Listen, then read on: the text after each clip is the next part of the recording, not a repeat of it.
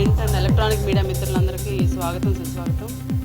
ముఖ్యంగా గడిచిన 6-7 సంవత్సరాలుగా గీతా శ్రీకాంత్ ఫౌండేషన్ అనుబంధ సంస్థల నిర్భయ మహిళా వేదిక ద్వారా అనేక మంది మహిళలకు చిన్నారులకు అనేక అవగాహన కార్యక్రమాలు నిర్వహించడం జరుగుతుంది. అందులో భాగంగానే యువతకు కూడా ఒక వేదిక అనేది చాలా అవసరం.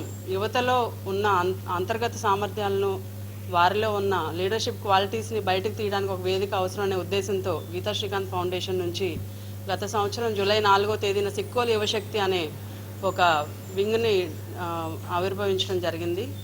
దానిలో భాగంగా ఈ సంవత్సరం జూలై 14వ తేదీన ముఖ్య అతిథిగా మన లోక్సత్తా అధినేత అయిన జయప్రకాష్ నారాయణ గారుతో ముఖ్య అతిథిగా నగరంలో ఉన్న వివిధ కళాశాల అట్లాగే జిల్లా వ్యాప్తంగా కూడా వివిధ యువజన సంఘాల నాయకులు అందరినీ కూడా ఈ యూత్ పార్లమెంట్కి ఆహ్వానించడం జరుగుతుంది.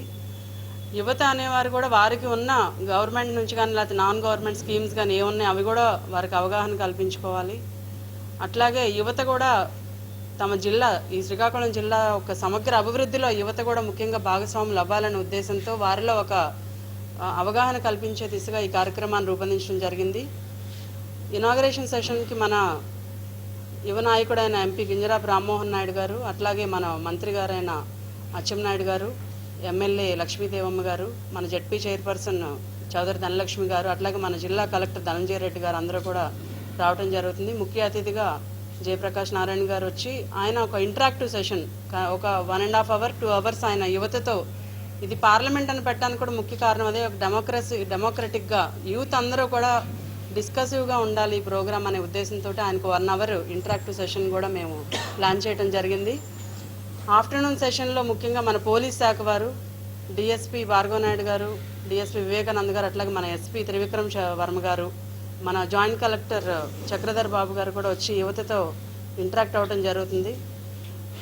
ఈ కార్యక్రమానికి సుమారుగా 1000 మంది యువకులు అందరూ వివిధ కళాశాల నుంచి వివిధ యువజన సంఘాల నాయకులు అందరూ కూడా పార్టిసిపేట్ చేయడం జరుగుతుంది. కాబట్టి అందరూ కూడా దీనిలో పార్టిసిపేట్ చేసి ప్రతి ఒక్కరూ కూడా జిల్లాలో అందరూ దీనికి సపోర్ట్ చేసి ఈ సిక్కోలు యూత్ పార్లమెంట్ అనేది ఇది రాష్ట్రంలో మొదటిసారి ఇట్లా యూత్ పార్లమెంట్ నిర్వహించడం.